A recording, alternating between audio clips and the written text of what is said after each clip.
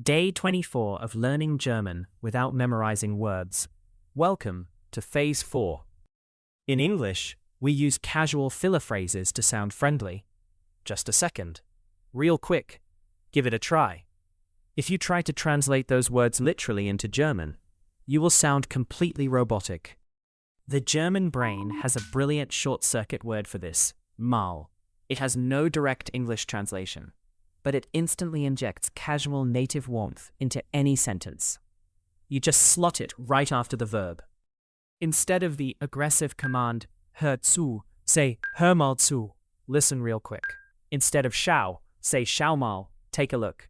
It instantly transforms you from a textbook student into a natural speaker. Stop translating your fillers. Just drop a mal. Hit follow for day 25, where we unlock doch, the ultimate German emotional superpower that English completely lacks.